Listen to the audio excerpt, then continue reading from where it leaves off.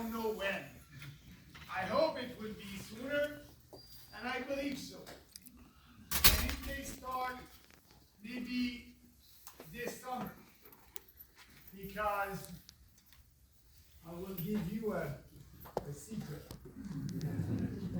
I'm still speaking with my wife, but it's going well.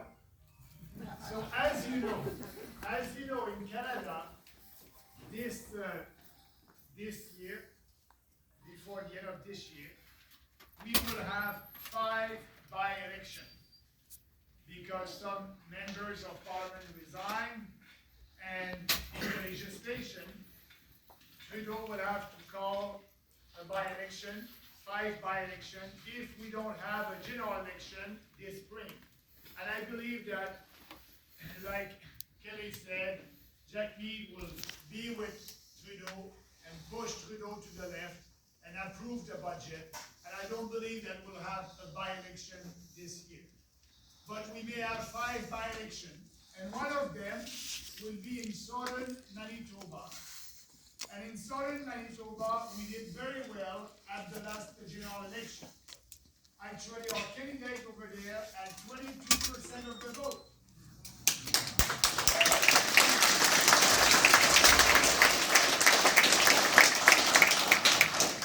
22% of the vote, and I did the biggest rally during the election.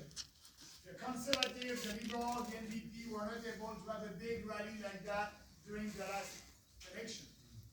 We had about 3,000 people outside in that riding during a rally at the last election. And we have a strong team there. So the team asked me, because the headquarters and said, we'll have a by-election over there, you need to be ready, can you find a candidate? And they called back Danielle, the executive director of the party, and they said, we have a candidate. The candidate must be Maxime.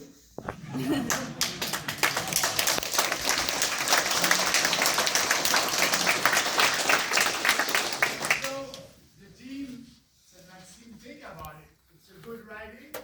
And by the way, there's a Francophone community over there also. So that can be good for you. And I said, yeah, that's a good idea. So that's why I was in southern Manitoba a couple of weeks ago. I was there 2 weekends, and I'll be back over there. So what I'm telling you, I'm looking seriously to run for a by-election in that riding. I still have some negotiation with my wife, but I believe it will go well. It will go well.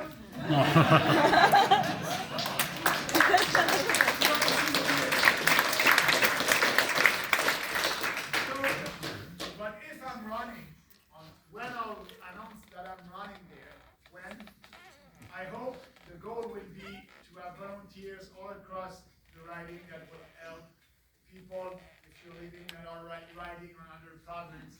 Because at that election, that argument about splitting the vote, because that's the only argument that they have, and that's a fake argument. But before each election, the Conservative, don't vote for Bernier, they have the best ideas, the PPC will understand that, but they're going to split the vote. You won't be able to say that at the next election, because that's not a general election. So I'll say to them, vote for a real conservative or a real common sense political party, because it's all about common sense. And our platform, if you look at our platform on immigration, we are not splitting the vote on immigration. The Conservative, the Liberal, the NDP, they're all for mass immigration. We want sustainable immigration. That's a big difference. On the war in Ukraine, they are pro-war. Everybody is pro-war. All the leftist party are pro-war. We are for peace and prosperity and diplomatic solutions.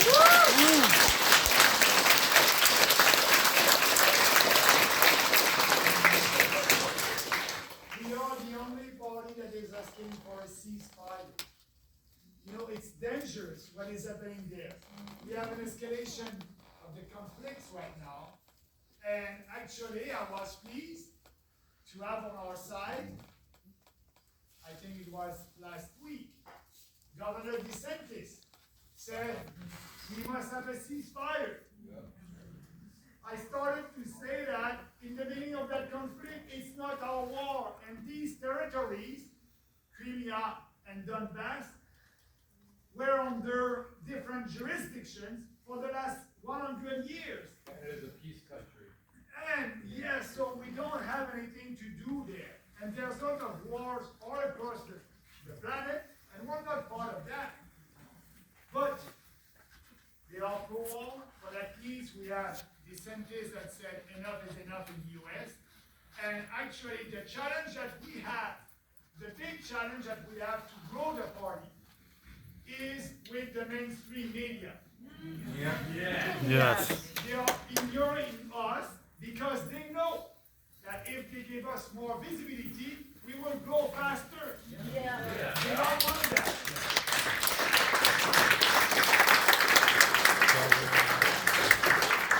But speaking about the war in Ukraine, you know, I believe the last 3 years, I was not able to be in the mainstream media, TV, or newspaper. But when I'm traveling across the country, I'm able to be in the mainstream local media or local radio station. That's helping us to promote our vision of the country. But the good news is, because our position on the war in Ukraine, there's a big TV show in Montreal in French. They have about 2 million viewers, and that's live. You're there at 7 p.m. Friday night, and it's live. There's no cutting, there's nothing. And I can tell you it's a little bit stressful. But they called us, and they said, you know, we want to have Bernier because it's a kind of a show, there's people, they have a discussion about the news of the week. And for the 1-year anniversary of the war in Ukraine, he said, we must have Bernier there, and he has another point of view. And so they called my team, and they said, Maxime will be there if you have a real discussion, and you will need more than 2 minutes to explain his position. So they said, okay, we'll have an interview, it will be 12 minutes. Open the war in Ukraine and other subjects about the BBC. And I was there, and we did very well. But you know, the sad news is people in Quebec, my own province, some people said to our volunteers in Quebec and our organization, I don't know that Maxime is still in politics because they don't follow us. And they said also, I didn't know that point of view. And Bernier and the BPC, they're the only party who's ready to fight for peace. So now more people understand our position in Quebec. But you know, that will be the same thing at the next general election. Why? Because they didn't want me at the debate, the national debate last time. I was there in 2019, but I wasn't there in 2021.